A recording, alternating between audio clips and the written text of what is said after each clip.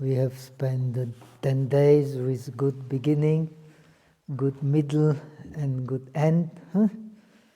And now we have to practice so that every moment, this is what we have learned, the meditation on breath, combined with the meditation on suchness, on the pragya paramita, gate para samgate bodhiswaha. When we meditate on suchness, every moment will have a good beginning, good middle, and good end. The skillful means for that, we have learned, is yogacara. Good beginning is in the mind, good middle is in the mind, good end is in the mind. Everything happening in the mind, and this mind is a wonder of the wonders. But not our mind, it is still some impurities are there, but we learn and try to see very clearly, to see how these impurities arise and not let them continue. That is maybe even more precious than attain some realization which we think that belongs to us. Right? So we have also learned all the virtues belong to the ultimate reality. When we meditate like that, it will be much easier for us. Then we will get some taste for the timeless. Our mind also has a timeless dimension. We meditate on this timeless dimension, and the meditation will become more clear, but we have to try. And the method we have learned is stabilize the mind on the breath and then meditate on every moment. Even so there is a movement, this movement we do not grasp. When we don't grasp the movement, we become Kwanzi Zai. That is Avalokiteshvara. In Chinese, Kwanzi Zai means observing the freedom. Observing the freedom. That is a meaning of compassion and wisdom. The Mahayana is the practice of compassion and wisdom. Practice of compassion and wisdom means we see there is a freedom, space for freedom in us. And this space for freedom does not belong to us. That is what the true meaning of Buddhism. And this true meaning of Buddhism is the same true before 2,500 years, and it is the same true today, and it will be the same true after 2,000 years, if this world still exists. Our mind has a timeless dimension, and we want to meditate to become familiar with it. When we become familiar with it, finally it can become us. But it will take some time. Please let us practice more patience, more forbearance, more forgiveness. Let us be kind to ourselves and be kind to others. And kindness in Buddhism means also strength. We have to have strength inside and kindness outside. That is our practice. This practice is based on the great love and great compassion. Om Mitoba. So now we have time for questions.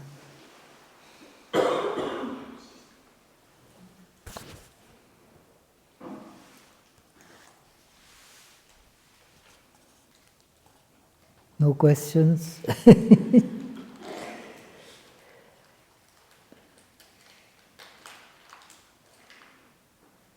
Good. So, in that case... If I may, I would like to ask a question.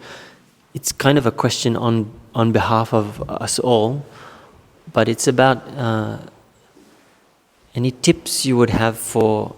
I mean, it's one thing to practice shamatha in a retreat environment, in a container where you have a lot of conditions met for you, food is provided, you have the schedule to follow. It's another thing in daily life. So do you have any suggestions for going forward? I have suggestion in daily life. My suggestion in daily life is that when we have mindfulness, everything is different. When we speak with mindfulness, everything is different. When we move body with mindfulness, everything is different. When we breathe with mindfulness, it will be different. When we think with mindfulness, it will be different. When we have mindfulness, then we can afford to have some freedom. But when we don't have mindfulness, we better withdraw and train. When we have trained well, we have more confidence. Again, if you want to practice the bodhisattva path, even you become an arahat, you have to come back, always come back. So there is no place to go. We are all here, we have no other abode, that is mind and body. And this mind and body is our abode. In this abode we have to realize there is no other place to realize. Only the mind and body. That is the only laboratory we have to witness the truth of what the Buddha has taught. There is no other laboratory. The laboratory is only in our mind and body. Try to realize what the mind and body is. If you grasp it, what will it be? If you don't grasp it, what will it be? If you have mindfulness and awareness, we have a taste of freedom. If we don't have mindfulness and awareness, we are, as you have learned in this course, Mahayana Shadotpada Shastra, we are bound like prisoners to our karma. We are not bound by reality because we don't know the reality. Only Buddha knows the reality. We are bound by our own concepts. What we cling to is not the reality, it is our concepts. Understanding that, what we have learned is very useful. We free our mind, we free it from our concepts, but still we need the concepts. Without the concepts, nobody can live. So Buddha is teaching yacha loke samuttiyo, Nata upeti muni. Whatever conventions there are in the world, the muni, the silent one, he is using them, but he does not grasp. These are the words of Sutta Nipata. This is the Mahayana. This is a true Mahayana. We live according to conventions, but we do not grasp for the conventions. This is where we find our freedom. Yet we have to live according to conventions. When we are monks, we live according to conventions of the monk. When we are laymen, we live according to the conventions of the layman. When we are monk in Europe, with different conventions, we have to adopt when the mountain does not come to the Muhammad goes to the mountain. What to do? This is the old wisdom. So we have to adopt to the reality in which we live, so that we don't clash with anyone. The Buddha is saying, I don't clash with the world is clashing with me. This is a wisdom.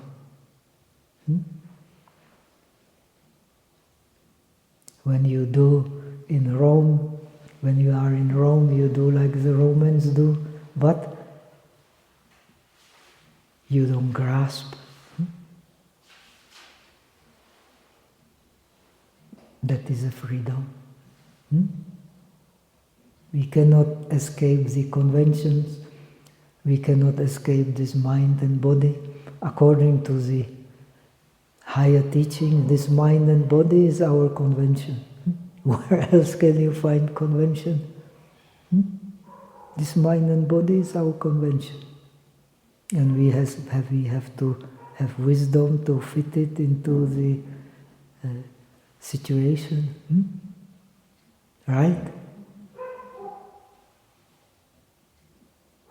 The highest truths we cannot grasp. What we can grasp is our mind and body. And our mind and body is convention. We grasp it like that. Another being grasp it like this. So we have to have broad mind, love and compassion. This is the BPada. We are in BPada. So this is a BPada. And this is from what little I have understood. I don't have familiarity, but I have met the Jamyang Khyentse Rinpoche. I was very impressed by he is the example how to fit into different conventions and still keep the awareness. We have to fit into different pratyayas, different causes and conditions, and still keep the awareness. Then we can, like the Buddha did, we can address any type of people and turn them to good. This is what is Buddhism about. Good in the beginning, good in the middle, good in the end. And our mind is rising and passing every moment. So this meditation we have learned, the non-dualistic meditation, to let it pass good in the arising, good in the middle, and good in the end. We watch over the mind. Then it will give us pleasure. This is what Dhammapada says. Chitam gutam sukhavaham. Only the mind which you watch over can give you pleasure. The mind, you don't watch over, it gives trouble. It is the nature of the mind. We are trouble in the bubble. This bubble, Buddha says, are the 5 aggregates. Trouble in the bubble. We have nowhere to go.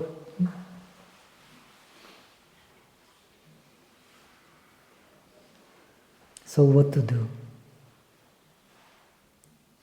This transcendental wisdom tradition says the only way is to have the right view, and right view is great heart,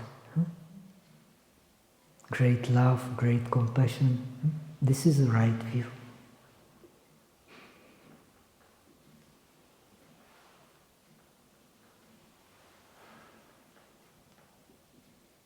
In Chinese tradition,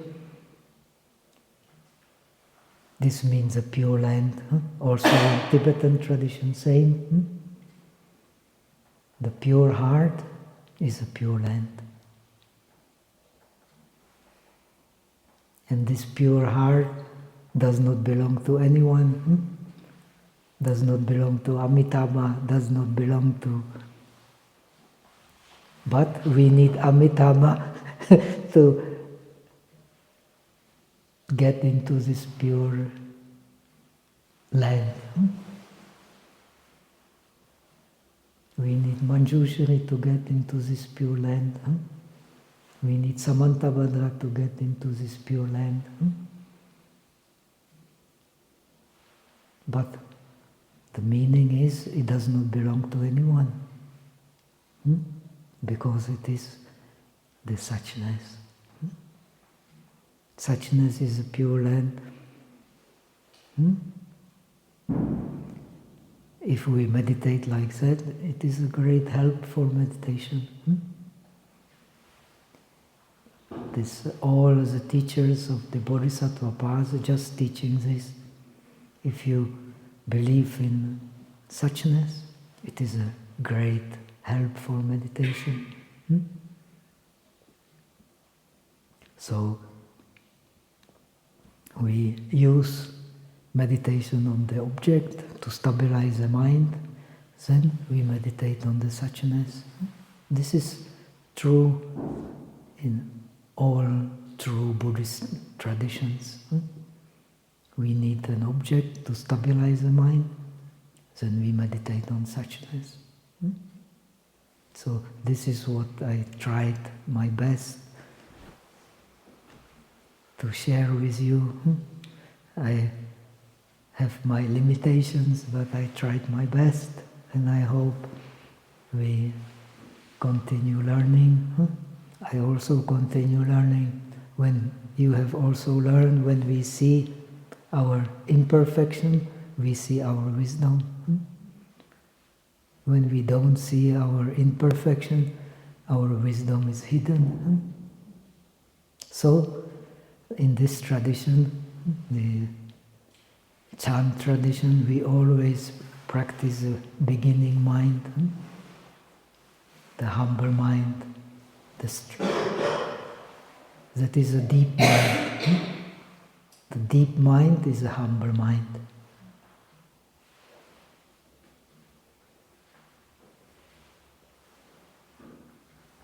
May I ask you a question? Sure.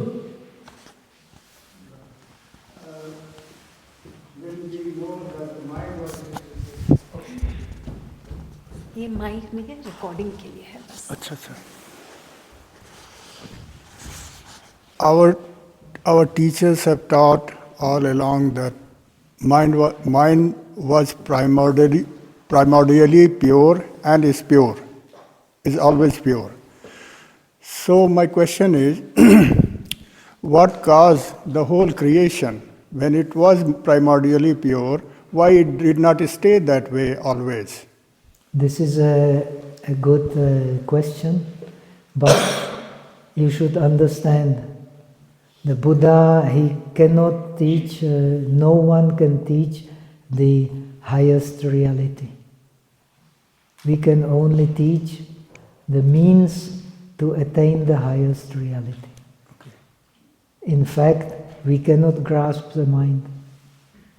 In order to believe in the true mind, we explain the pure mind. We explain the Buddha mind. Otherwise, nobody will have faith. So, in the tradition of the Bodhisattva path, we don't see the mind, but we believe in the purity of the mind. But purity of the mind you cannot grasp. If you grasp the purity of the mind, it is not pure. This is the paradox in which we live.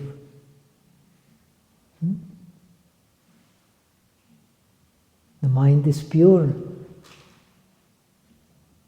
if you don't grasp it.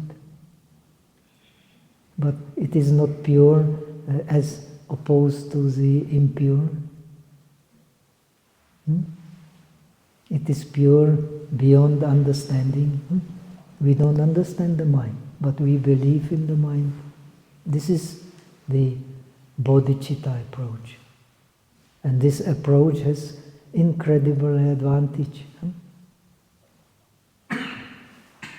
You read the Bodhicharyavatara, just giving rise to the truly rise to the bodhicitta is the joy which is beyond even joy of attaining any jhana or any realization. Why? Because we understand that the body is ungraspable. This is why we learn this treatise. The body we can understand only in regard to no body. The no body we can understand only in regard to the body. And that is the pure mind. This pure mind exists in regard to the impure mind. Impure mind exists in regard to the pure mind. And that is the real purity. Unthinkable, ungraspable, unknowable. And the second part of the question, how, when it was primordially pure, how the creation started? Why it did not stay that way always? The creation never started. How could creation ever start? The creation never started. Okay. The ignorance started. There is no true creation. Why? Because our creation is through the perverted mind which sees something we can grasp. But that is very difficult to understand. That's why you teach purity, you teach something to grasp in order not to grasp. You teach body in order to understand no body.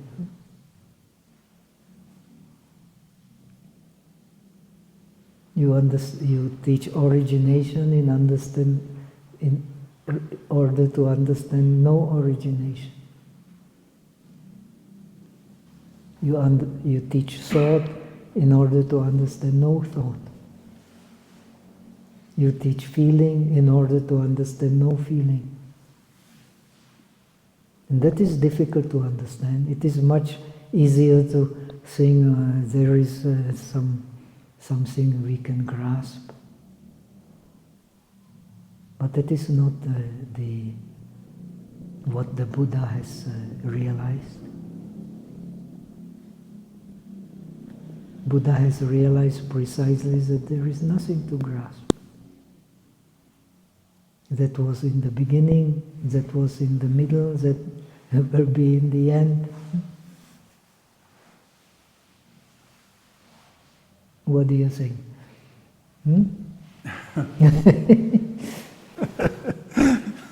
Once again, frankly, I find it hard to understand why the primordial pure mind did not stay that way. Why, all this origination, creation, how, Well, the dependent origination starts with ignorance. And ignorance has causes and conditions. Yes. So we are all only causes and conditions. But these causes and conditions, Buddha has explained.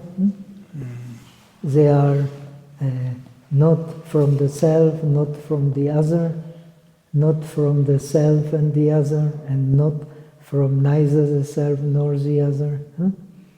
So, what does it mean?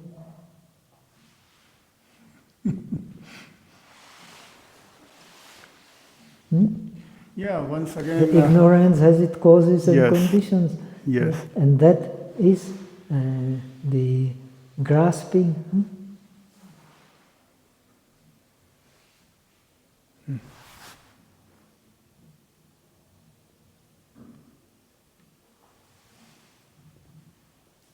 No grasping, it is very easy. No grasping, no attainment, no non-attainment.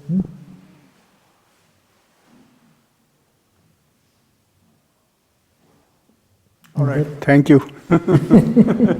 Thank you. Thank you, Bhante.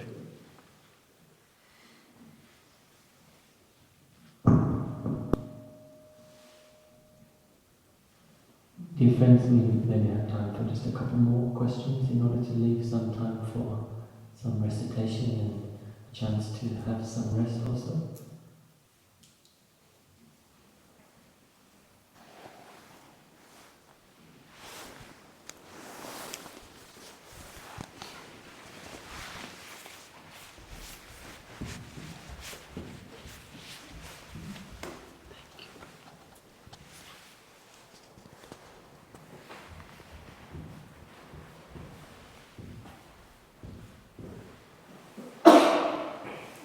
Do the recitation.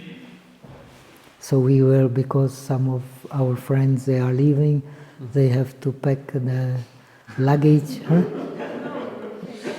And so we will just do as usual recitation, or shall I add something? Maybe it's enough, no? For today. As you wish, Bhante. So I will only add some good wishes in Pali. The blessings of the Bhanteji, but you were still giving us the meaning of the dharani of our location. Oh, that is the end, At Siri Siri Suru Suru. Siri Siri Suru Suru Bodhiya Bodhiya Bodhaya Bodhaya. That is not a very good Sanskrit, but it doesn't matter because it is so-called Buddhist Sanskrit, hybrid Sanskrit. Bodhiya, Bodhiya, Bodhaya, Bodhaya, with the body and for the body. This is the teaching of non-dualistic. You cannot separate cause and effect.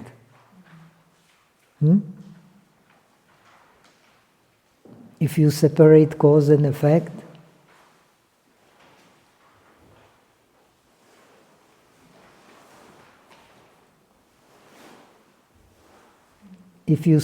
cause and effect, then what will happen?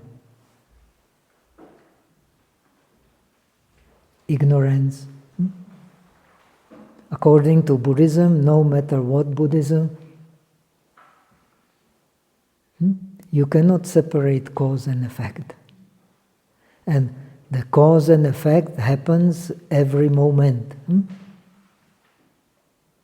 That something happens, it must happen every moment. Otherwise, cause and effect does not make any sense. According to Abhidharmakosha, in order that something arises, it needs a cause. But things cease naturally. Once everything arises, it ceases naturally. Based on this is a philosophy of emptiness. It arises due to causes and conditions and ceases naturally. So that what is natural is the beginning. The beginning you cannot grasp, but it is there. Now this is your question also. The beginning we cannot grasp, but it is there. The pure mind we cannot grasp, but it is there. Once you grasp it, it is not a pure mind anymore. This is a meditation on suchness. In order that something is there, it has to arise before it was there, and it ceases after appearing. Before, originally it was not there.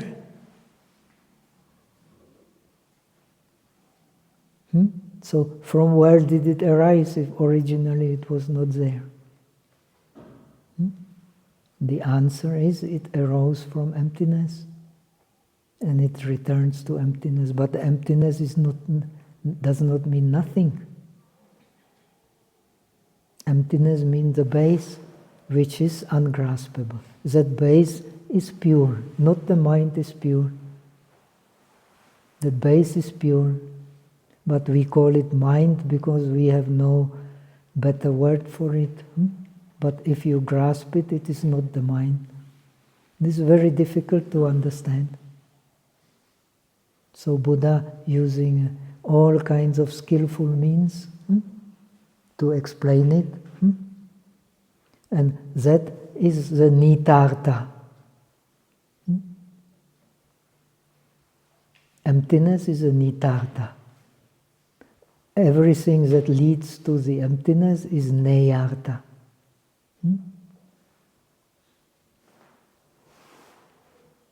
So the Buddhist teachings are neyartha. Whatever you can hold, some technique, some thing is all is neyartha. But nitartha is only one.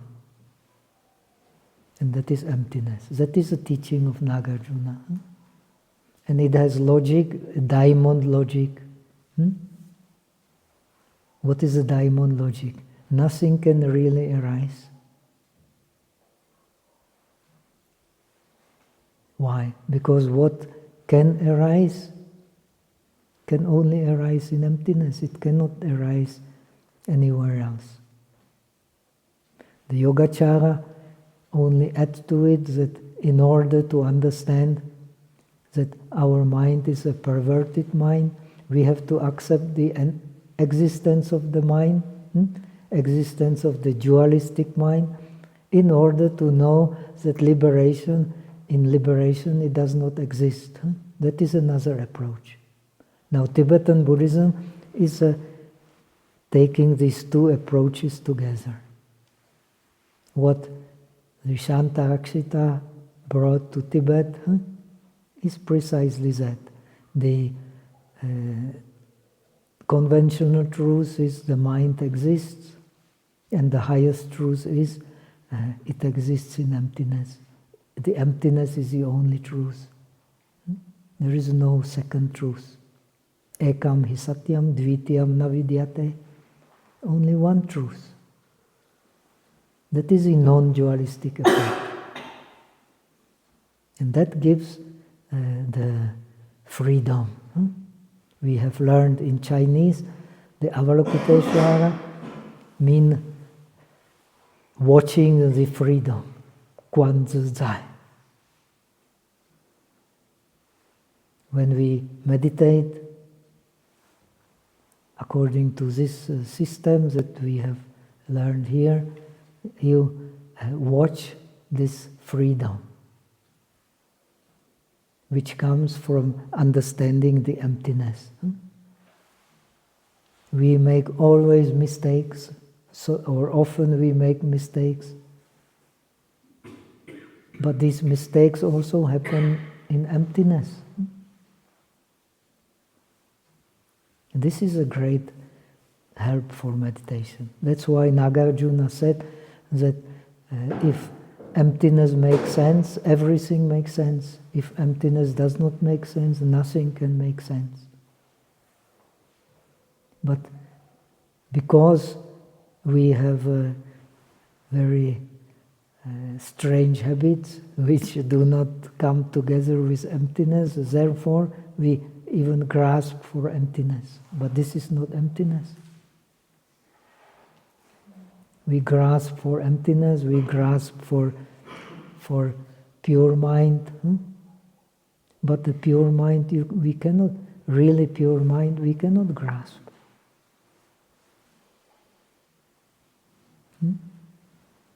The pure mind is only to lead us to that which is beyond pure and impure.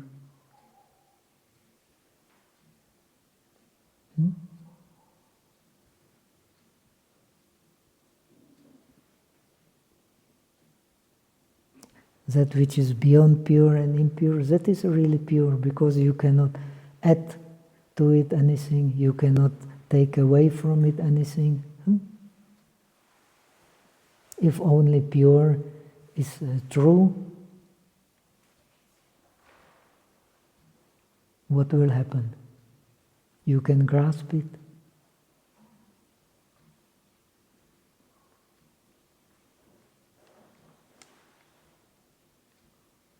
But the pure is something you cannot grasp.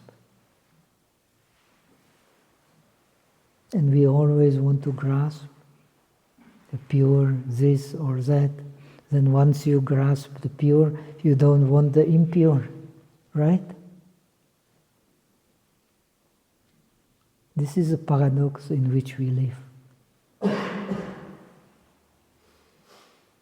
Now we have learned here, you are not here, but we have learned this non-dualistic approach. This is the Chan or Zen.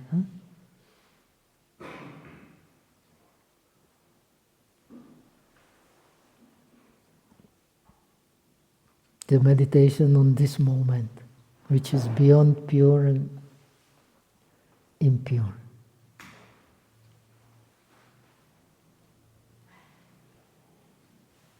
There can be only pure in regard to the impure.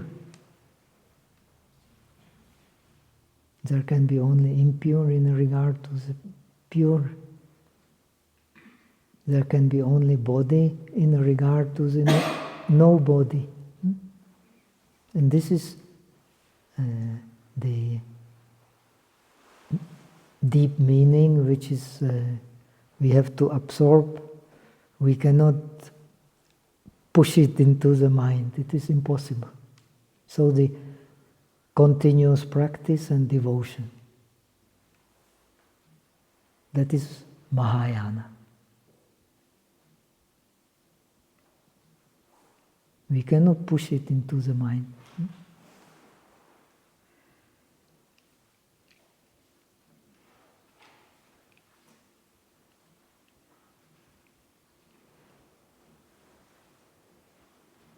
Okay? Bhakti, I haven't attended this retreat, so am I allowed to ask questions? Sure, we are all having the continuation of the party, friends party. I need one clarification. When we get this emptiness, उसके बाद हम attachment, aversion, jealousy, ignorance सारा हमारा खत्म हो जाता है. So that is enlightenment, or enlightenment is beyond that? There is no true death and there is no true birth. What we experience is only a process. That is Buddhism. And this process can only happen in the emptiness. And emptiness is a whole. There is nothing to add to it. There is nothing to take away from it. That is why it is complete. If you have something to add to it, it is not complete. If you have something to take away from it, it is not complete.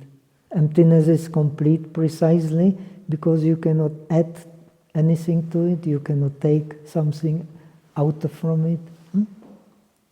And that you are. Buddhism is a continuation of the Indian philosophy, search for yourself. This is what you are. You cannot add to it anything. You cannot take away from it anything. That am I, that are you, that is she. But it is very difficult to understand. So, we use all kinds of skillful means to understand it. But that is all niyartha. The niyartha is just that state. This is what Nagarjuna has explained. That is the diamond logic. So, Bhanteji, if I want to know enlightenment in one life, that what would you like to say? Just please. In one life? Yeah. The life is... Free from one line. One sentence. In one sentence, that we live in the present. When you understand the present, you understand the past and the future. And our present, the present is also dependent on the past, and future is also dependent on the present. And the present is the only thing we have. And the real meditation is to go to this dimension of eternal present. That is what you are. That is what we beings are. Eternal present. That eternal present does not belong to you, does not belong to me, does not belong to Praveen, does not belong to Kesara. But yet we are the part of this. This is what we want to understand by meditating. When we understand it, our life becomes much easier. The life is difficult. But we cling so much to life because we don't understand it. We may have many things, but unless we understand it, we will not have a true happiness of now. And this true happiness now is not explicable. No one can explain it. But we can understand it by practice. We are not there, but we are not separate from it. This is what we have learned in this course, and it is very, very helpful for understanding meditation. The cause and effect cannot be separated, but we always separate them. And cause and effect happens now. There is no other now than the cause and effect. The now which we can understand. So that which is beyond cause and effect, which the Buddha explains by dependent origination, which explains suffering, that is unexplicable. But yet it is there. Because it is free from ignorance, it is called nirvana. We are Buddhists, so we believe in nirvana. The non-dualistic nirvana is called suchness, because it includes ignorance. When you know this, Hmm? Even in ignorance there is a bliss. But that is very difficult to understand. Hmm?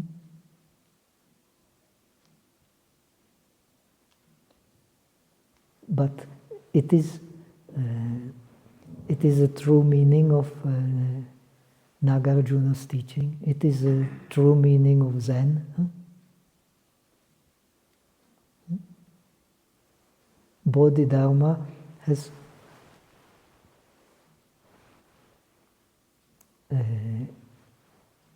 brought it to China. Huh? That is the Pragya Paramita. It all happens in the mind which you cannot grasp. Because we grasp the mind, we grasp suffering.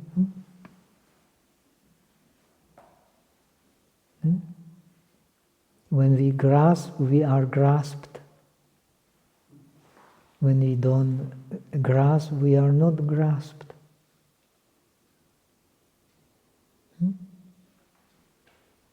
It is very simple, but it is very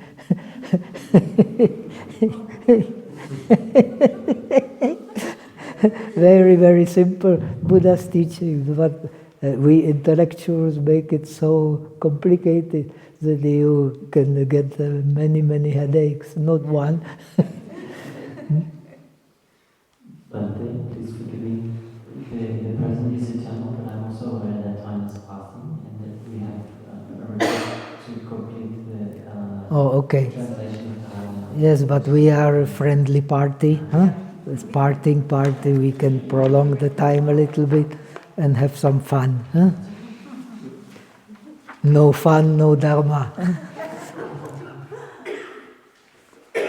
That's why we have learned that the Dharma is a mind, and there is a lot of fun in the mind. Huh? The Jamyakya Rinpoche has a very good humor also.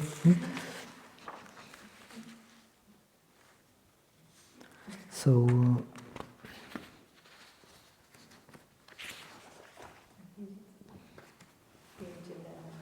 where is it? Page 11. Okay, we have learned up to Bodhya, Bodhaya. Bodhaya, the rest is very simple. Maitreya. What is Maitreya? The real meaning of Maitreya is full with love, no? When you have great love, you can have a great compassion.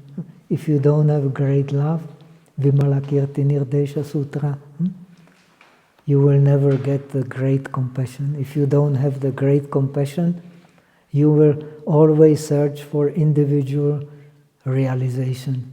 I am something. But when we understand the Buddhism in a deep way, we never wear anything. That is our illusion. We never wear anything.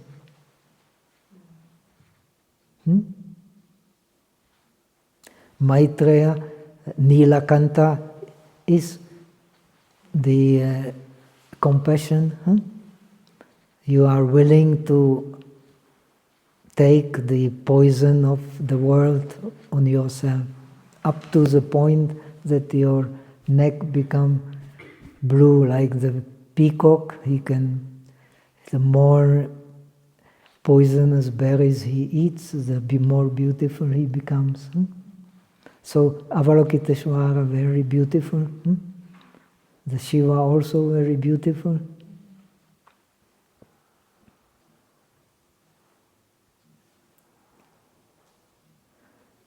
Maitreya, Nilakanta, Darshana Praharadaya. So this Nilakanta, this compassion, is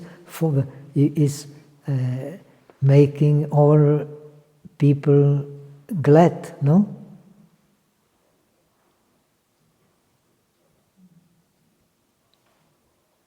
Just by seeing it, they become happy.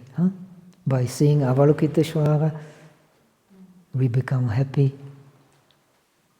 because he represents the beauty. There is no beauty without beautiful mind. Beautiful mind is love and compassion.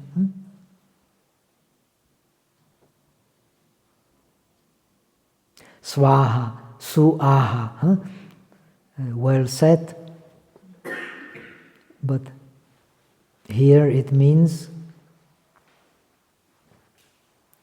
also, it has very deep meaning, the glory.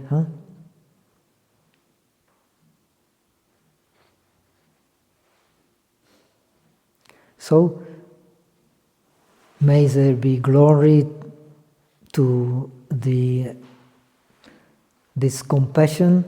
You are calling the compassion. This Avalokiteshvara, the deep meaning is you yourself. You are calling yourself to be compassionate. This is very difficult to understand. There is no Avalokiteshvara without the beings. And the true being is a compassion. You are calling compassion in yourself. Ehi Lokeshvara, come, come, come. And this compassion is the root of the Mahasiddhas. So,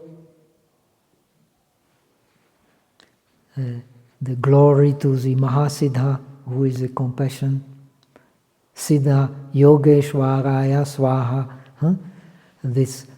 He is the accomplished one, who is the king of the yogis. Without compassion, you will never become the perfect in the yoga. Nilakantaya Swaha, another compassion. All are in a way synonyms. Padmahastaya Swaha, he has a lotus purity. This compassion is pure.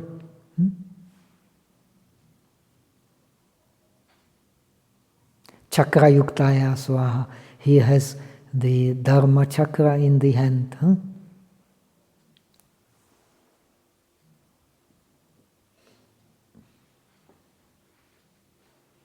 Shankashobdanaya, Shankashobdane Bodhanaya Swaha. So he is just like Vishnu, having the conch to awaken the beings.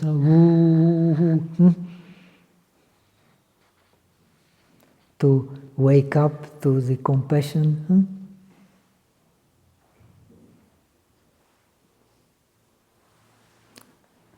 To wake up to the good. Compassion is a shobha, is a good. Vama.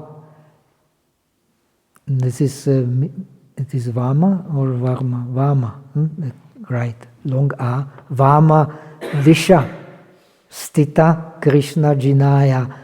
This Avalokiteshvara, he is standing on the left side. Vama. Why? In the Indian tradition, the Dakshina, the right side is auspicious. The left side is unauspicious in India. That is the Indian culture.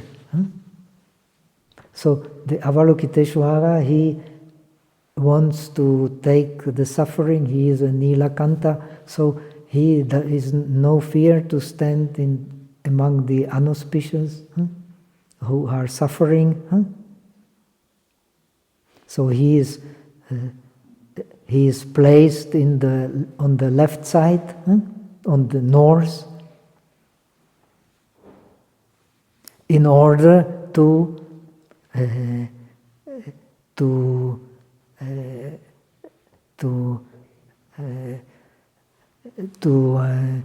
be victorious over all the black. Black means the evil.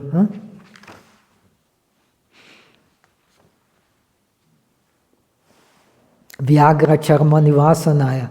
He is Vyagra is tiger. Huh? The glory to the one sitting on the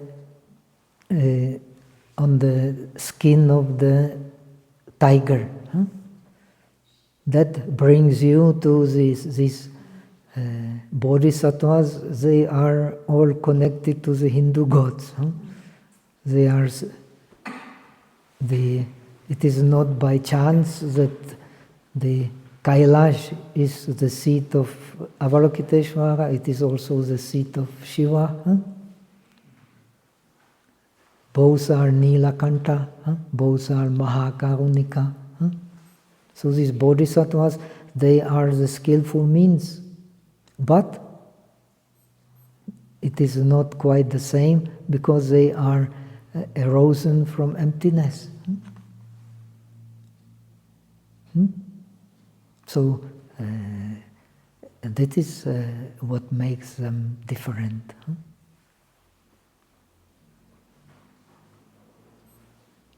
So that is all. Namo Ratnatrayaya, Namo Arya Avalokiteshvaraya, Bodhisattvaya, Mahasattvaya, Om Siddhyantu Mantra Padaya. May the words of this mantra lead to the siddhi, succeed. So may you become Avalokiteshvara. If you become Avalokiteshvara, you become the Buddha. The Avalokiteshvara is the Buddha revealed in the form of compassion. Manjushri is a Buddha revealed in the form of wisdom. Samantabhadra is a Buddha revealed in the form of the conduct, the accomplished conduct, and so on. So they all arise in happiness, happiness, which is in emptiness. Emptiness is happiness. Happiness is emptiness, but it is difficult to understand because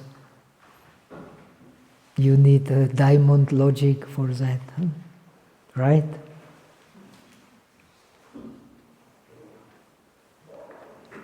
So happiness is there, but you cannot grasp it. That is why it is difficult to seize. So people like something they can seize, but ultimate meaning one cannot seize. This is why the Buddhism is wisdom. And it is not so easily acceptable by ordinary worldly logic. So most of us don't believe because it is the worldly logic is impossible to understand. Okay, so we have learned.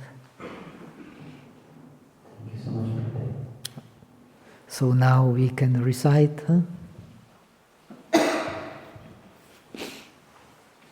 We start with the Heart Sutra as usual, no? Om Namo Bhagavatiyai Arya Pragya Paramitayai Arya Avalokiteshvaro Bodhisattva Gambiram Pragyaparamitacharyam Charamanro Vyavalokayatisma Panchaskandastamscha Svabhava Shunyan Pashatisma Iha Shariputra Rupam Shunyata Iva Rupam Rupam na pritak Shunyata ya na pritak Rupam Yat Rupam sa Shunyata ya Shunyata tat Rupam Evameva Vedana Samgya samskara vijnanam. Iha Shariputra sarvadharma shunyata lakshana anutpana nirudamala vimala anuna aparipurna.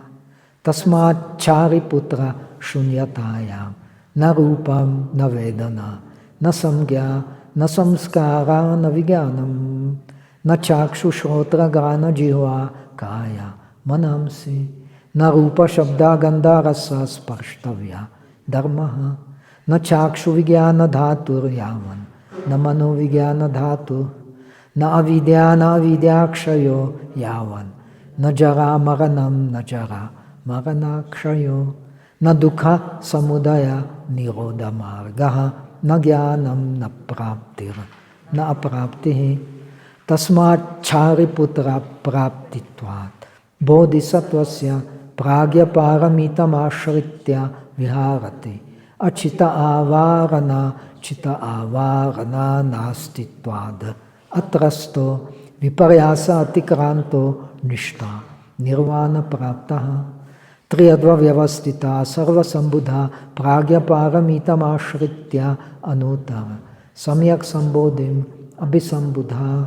Tasmad vyatavyam pragya paramita mahamantro mahavidya mantro anutara mantro sama asama mantraha sarva dukha prashamana satyam amityatvat pragya paramitaya ukto mantraha tatyatha gate gate paragate parasamgate bodhiswaha gate gate paragate parasamgate bodhiswaha gate gate paragate parasamgate bodhiswaha.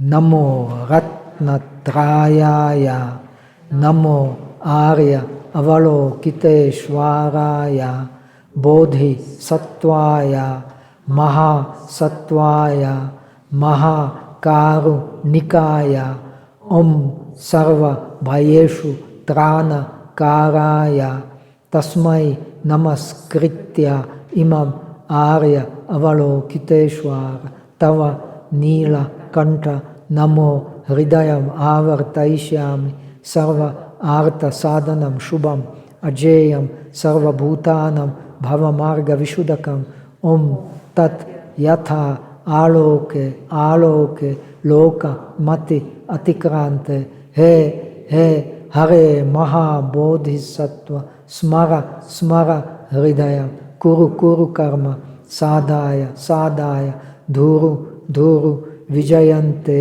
maha vijayante dhara dhara dharendreshwara chala mala vimala amala mukti ehi ehi lokeshwara raga visham vinashaya dvesha visham vinashaya moha chala visham vinashaya hulu hulu mala bulu bare padma nabha sara sara siri siri suru suru bodhiya bodhiya bodhaya bodhaya maitreya nilakanta dakshana prahradaya swaha mahasiddhaya swaha siddha yogeshwaraya swaha nilakantaya swaha chakrayuktaya swaha padmahastaya swaha shanka shubdane bodhanaya swaha vama disha stita krishna jinaya swaha vyagra charma nivasanaya swaha namo ratnatrayaya namo arya avalokiteshvaraya om siddhyantu mantra padhaya swaha.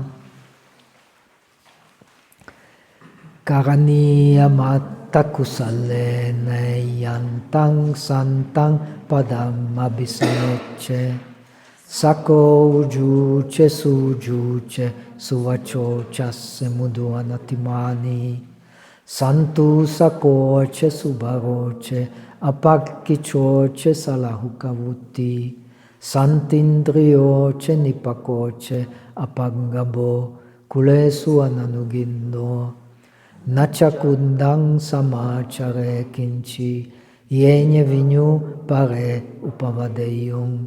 Sukino wa kemino hontu sabbe satta bhavantu sukitatta. Yeke chipana bhutatti tasava tavara va anavases.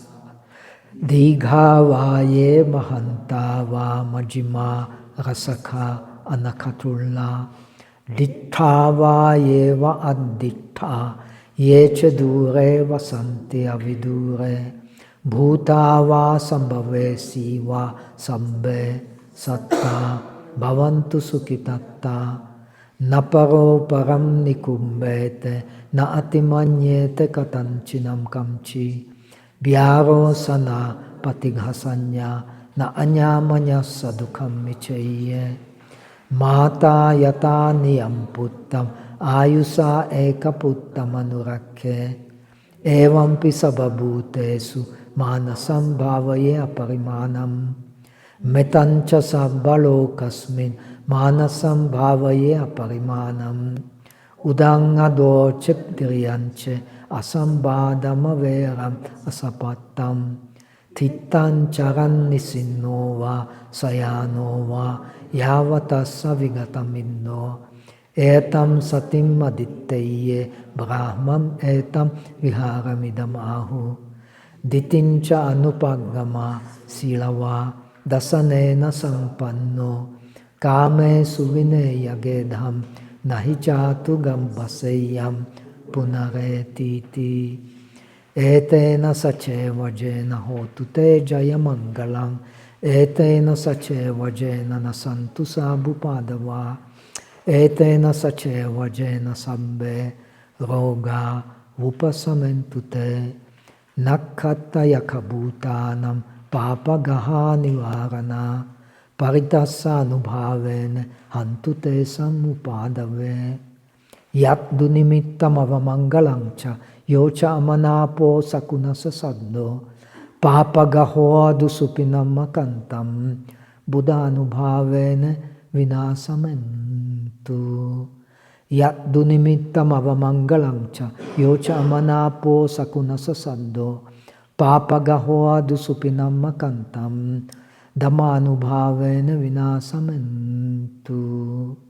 Yat dunimittam avamangalamcha yocha amanapo sakunasa saddo. Papa gaho adusupinam makantam sanganubhavene vinasamentu. Eta vatacha ammehi sambhatam punya sampadam. Sabbe deva anumodantu sabba sampatti siddhya. Eta vatacha ammehi sambhatam punya sampadam. Sabbe bhuta anumodantu sabba sampatti siddhya. Eta vatacha ammehi sambhatam punya sampadam. Sabbe satta anumodantu sabba sampatti siddhya. Akasatta cha bhummattha deva naga mahidika. Punyantang anumoditva chiramarakantu loka sasanam. Akasatta cha bhummattha deva naga mahidika. Punyantang anumoditva chiramarakantu desanam. Akasatta cha bhummattha deva naga mahidika. Punyantang anumoditva chiramrakantu tumamparam. Devo vasatu kalena sasa sampatti hotu cha. Pito bhavatu loko cha. Raja bhavatu dhammiko. 愿以此功德普及一切我等一众生皆空成佛道。May the merits of today's practice spread to all beings so that we attain the state of Buddhahood. Om Mito Bo.